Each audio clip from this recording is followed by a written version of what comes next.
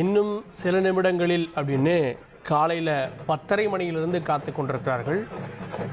இந்த மரக்கடை பகுதியில் தாவேக நிர்வாகிகள் பொதுமக்கள் விஜயனுடைய பேச்சை பிரச்சாரத்தை கேட்பதற்கு நேரம் கடந்து கொண்டே இருக்கிறது. கிட்டத்தட்ட 4 மணி நேரம் டிலே அப்படின்ற நிலையை பார்க்குறோம். ஒருபுறம் வரவேற்பில் பொதுமக்கள் வரவேற்க நிர்வாகிகள்லாம் வந்திருந்ததெல்லாம் ஒருபுறம் ஒரு ரோட் ஷோவாகவே அது மாறிவிட்டது. அதனால் ஏற்பட்டிருக்கக்கூடிய தாமதத்தையும் நம்ம பார்க்குறோம். தொடர்ந்து நம்முடைய தாவேகா செய்தி தொடர்பாளர் லைலாமணி அவர்கள் இணைந்திருக்கார். லைலாமணி வணக்கம். இந்த திருச்சியில் இவ்வளவு கூட்டத்தை எதிர்பார்த்தீங்களா, இல்லை இது முதல் பிரச்சாரம் அப்படின்றதால இவ்வளோ கூட்டம் வந்திருக்கா? வணக்கம் வணக்கம் பிரதர். வெற்றி தலைவர் அண்ணன் விஜய் அவர்களுடைய இந்த மக்கள் பயணம் திருச்சியே திணறி வருகிறது.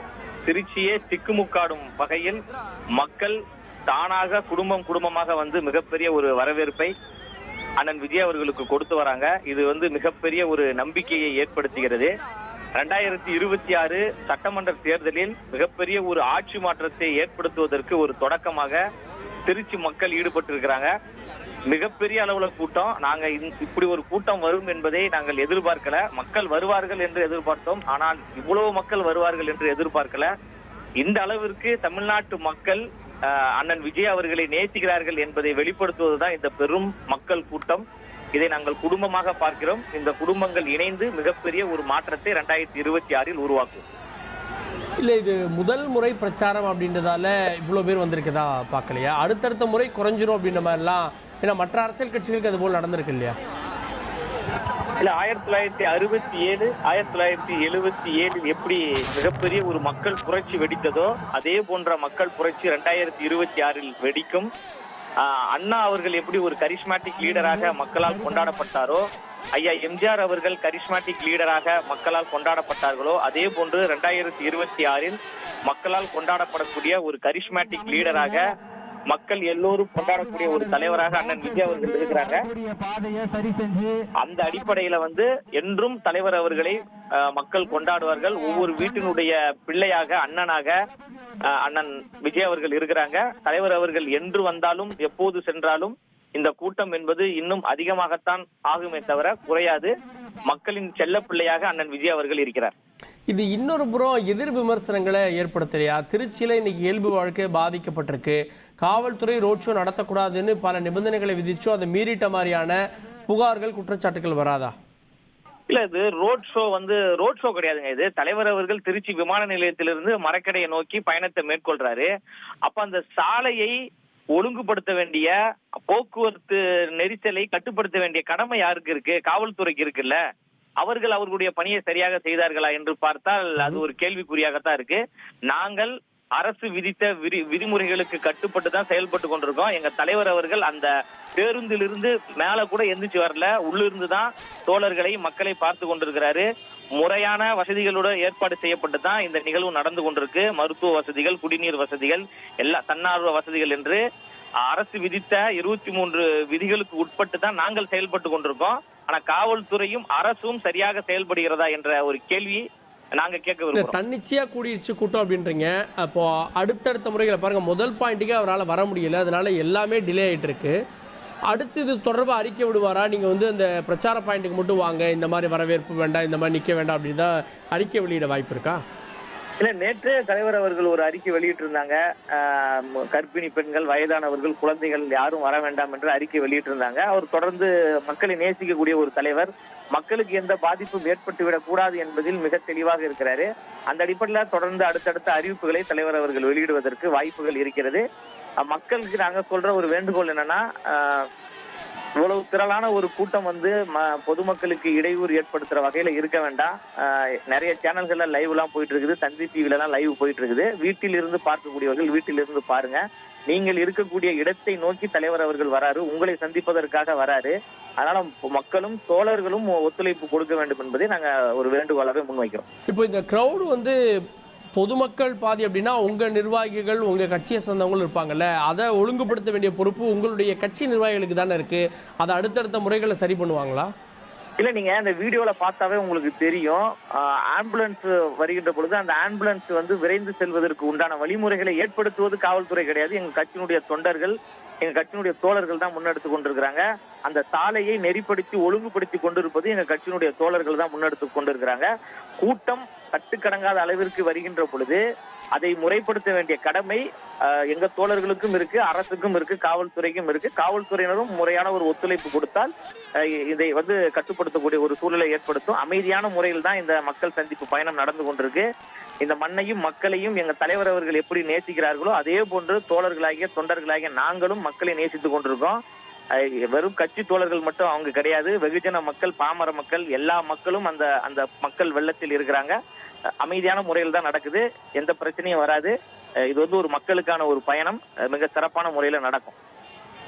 இல்லை, இதே அளவு தான் எல்லா மாவட்டங்கள்லையும் கூட்டம் கூடும் அப்படின்னா, இப்போ அடுத்தடுத்த வாரங்களில் எந்தெந்த மாவட்டங்களில் கூட்டம் கூடுதோ அந்த காவல்துறையினருக்கு இது மட்டும் தானே வேலையா ஆயிடும். அது ஒரு கூடுதல் சிரமம் இல்லையா அவங்களுக்கு?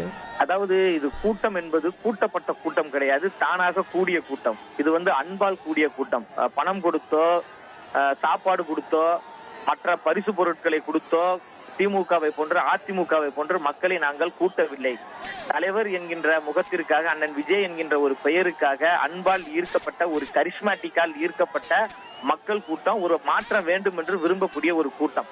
இந்த கூட்டம் ஒரு செய்தியை திமுகவிற்கு அழுத்தம் திருத்தமாக சொல்கிறது. உங்களுடைய ஆட்சியை 2026 நாங்கள் வீழ்த்துவதற்கு தமிழக வெற்றி கழகத்தின் பின்னால் அணிதிரண்டு விட்டோம், அண்ணன் விஜய் அவர்களின் பின்னால் நாங்கள் அணிதிரண்டு விட்டோம் என்பதை பிரகடனப்படுத்தக்கூடிய ஒரு மக்கள் கூட்டம் தான் இந்த கூட்டம். தலைவர் அவர்கள் எந்த மாவட்டத்திற்கு சென்றாலும் கூட்டம் வரதான் செய்யும். அவர் மக்களால் நேசிக்கப்பட ஒரு தலைவர், மக்களிடமிருந்து வரக்கூடிய ஒரு தலைவர். நிகழ்கால எம்ஜிஆரை போன்று வாழ்ந்து கொண்டிருக்கின்ற ஒரு தலைவராக அண்ணன் விஜய் அவர்கள் இருக்கிறாங்க. இந்த கூட்டம் கட்டுக்கடங்காமல் அவர் எங்கு சென்றாலும் வரத்தான் செய்யும்.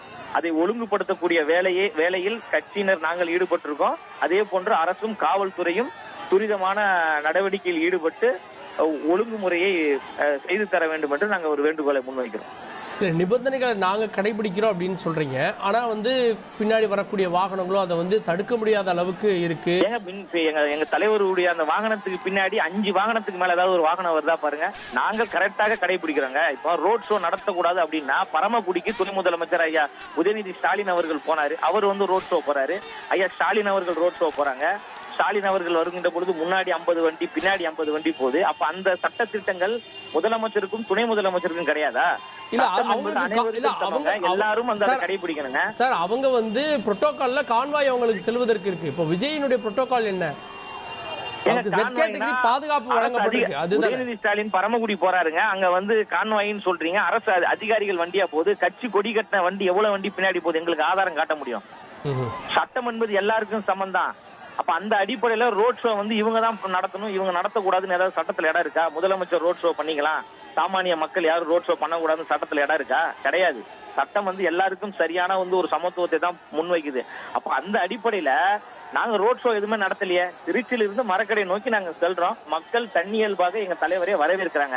தமிழருடைய பண்பாடு என்பது விருந்தோம்பலும் உபசரிப்பும் வரவேற்பும் என்பது தமிழருடைய பண்பாடு. அப்ப எங்க தலைவர் திருச்சிக்கு வருகின்ற பொழுது திருச்சி மக்கள் எங்க தலைவருக்கு ஒரு வரவேற்பை கொடுக்குறாங்க. அப்ப எப்படி, எந்த அடிப்படையில நாங்க சட்ட விதிகளை மீறிட்டோம்? தமிழருடைய பண்பாடை தானே நாங்க நடைமுறைப்படுத்தி கொண்டிருக்கிறாங்க. அந்த மக்கள் எங்க தலைவரை வரவேற்கிறாங்க. எங்க தலைவர் அந்த வாகனத்திலிருந்து இறங்கவும் இல்லை, அந்த வாகனத்துக்கு மேல நின்று கை காட்டவும் இல்லை. அந்த இருந்த இடத்துல இருந்தே 3 மணி நேரம் ஒரே இடத்துல இருந்து கொண்டு கையசித்துக் கொண்டிருக்கிறாரு. சட்டங்களை சரியான முறையில 100% கடைபிடிக்கக்கூடிய ஒரு தலைவராக அண்ணன் விஜய் அவர்கள் இருக்கிறாங்க. அடுத்தடுத்த நாட்கள்ல இதுல காவல்துறைக்கு கூடுதல் சுமை ஏற்படுறப்போ கெடுபிடிகளும் அதிகரிக்கும் இல்லையா? நாங்க காவல்துறைக்கு முறையான ஒத்துழைப்பு நாங்க கொடுக்கிறோம். எந்த இடத்திலயுமே நாங்க சட்ட விதிகளை மீறல. அப்படி மீறி இருந்தா ஏதாவது ஒரு ஆதாரத்தை நீங்க காட்டுங்கன்னு தான் நம்ம சொல்றோம். காவல்துறை என்ன சொல்றாங்களோ அதை கேட்டு நாங்கள் செயல்பட்டு கொண்டிருக்கோம். மக்கள் வராங்க, தன்னியல்பாக மக்கள் வருகின்ற பொழுது அதை நெறிப்படுத்த வேண்டிய கடமை இப்ப நாங்க எப்படி ஒரு அன்புள்ளத்தோடு தாயுள்ளத்தோடு நாங்க சட்ட விதிகளை மதித்து செயல்படுகிறோமோ எங்களுக்கும் அரசும் காவல்துறையும் ஒத்துழைப்பு கொடுக்கணும்ல. இப்ப எங்க அந்த போக்குவரத்து அவ்வளவு நெரிசல்ன்றீங்க? ஏதாவது ஒரு போக்குவரத்து காவலர்கள் யாராவது தெரியுறாங்களா? விஷுவல்ல பாருங்க. ஏதாவது டிராபிக் போலீஸ் அங்க யாராவது இருக்கிறாங்களா? விஷுவல்ல ஃப்ரண்ட்ல பாருங்க திரு லயலாமணி, வெள்ளை சட்டை போட்ட டிராபிக் போலீஸும் காக்கி சட்டை போட்ட சட்டம் ஒழுங்கு போலீஸும் எத்தனை பேர் சொல்லுங்க? எத்தனை பேர்? ஒரு 10 பேர் அந்த கான்வாயை ஒதுக்கி விட்டு வர்றாங்க. சோ அவங்க தான் அந்த கூட்டத்தை கட்டுப்படுத்திட்டு இருக்காங்க. 10 பேர் போதுமா சார்? அவ்வளவு பெரிய கூட்டத்துக்கு 10 பேர் போதுமா? ஐயா பிரதமர் மோடி அவர்கள் வருகின்ற பொழுது அப்படி பாதுகாப்பு கொடுக்குறீங்க, ஐயா ஸ்டாலின் அவர்கள் வருகின்ற பொழுது அவ்வளவு பாதுகாப்பு கொடுக்குறீங்க, உதயநிதி ஸ்டாலின் அவர்களுக்கு அவ்வளவு பாதுகாப்பு கொடுக்குறீங்க. அப்ப எங்க அண்ணன் விஜய் அவர்களுக்கு பாதுகாப்பு கொடுக்க வேண்டிய கடமை காவல்துறைக்கு இருக்கா இல்லையா? சார் ஏன் கொடுக்க மாட்டேன்றீங்க? சார் பிரதமர் கொடுக்குற பாதுகாப்பை விஜய் கேட்குறீங்களா? ஏங்க சட்டத்திட்டம் என்பது எல்லாருக்கும் சமந்தாங்க. சாமானிய மக்களுக்கும் ஒரே சட்டம் தான். பிரதமராக இருந்தாலும் முதலமைச்சராக இருந்தாலும் ஒரே சட்டம் தான். ஏன் பாதுகாப்பு கொடுக்க கூடாதா? அதிகமாக வரி செலுத்தக்கூடிய ஒரு நபருங்க இந்தியாவிலே அவர் தாங்க. தமிழ்நாட்டுல அதிகமாக வரி செலுத்தக்கூடிய ஒரு நபராக அண்ணன் விஜய் அவர்கள் இருக்கிறாங்க. அவர் ஒன்றும் சாதாரண ஒரு நபர் கிடையாது, மிக முக்கியமான ஒரு நபர். அவருக்கு அரசு பாதுகாப்பெல்லாம் அவரை கொடுத்துருக்கு. ஒய் பிரிவு பாதுகாப்புல இருக்கக்கூடிய ஒரு முக்கியமான ஒரு நபர் தான். சாதாரணமா ஒய் பிரிவு பாதுகாப்பு யாருக்கும் கொடுக்க மாட்டாங்க. அப்ப அப்படிப்பட்ட ஒரு முக்கியமான ஒரு நபரை பாதுகாக்க வேண்டிய கடமை அரசுக்கும் காவல்துறைக்கும் இருக்கு. இறுதியா திரு லைலாமணி, விஜயனுடைய ஸ்பீச் எப்படி இருக்கும்னு நினைக்கிறீங்க? ஏதாவது ஹிண்ட் கொடுக்க முடியுமா? இல்ல, அவருடைய உரை என்பது மக்களுக்கான உரையாக இருக்கும். மக்களுடைய பிரச்சனைகளுக்கு தீர்வை ஏற்படுத்தக்கூடிய ஒரு உரையாக இருக்கும். மன்னராட்சியை செய்து கொண்டிருக்கின்ற, ஊழலாட்சியை செய்து கொண்டிருக்கின்ற திமுகவை வீழ்த்தக்கூடிய வகையில் ஒரு ஆற்றல் வாய்ந்த மக்கள் உரையாக தலைவருடைய உரை இருக்கும். நன்றி திரு லைலாமணி, இணைந்து உங்களுடைய பார்வைகளை பதிவு செய்ததற்கு நன்றி. இது நாங்களாக ஏற்பாடு செய்த ரோட் ஷோ இல்லை, தன் எழுச்சியாக வந்த கூட்டம் அப்படின்ற விஷயங்கள்லாம் பதிவு பண்ணியிருக்கீங்க. இணைந்ததற்கு நன்றி.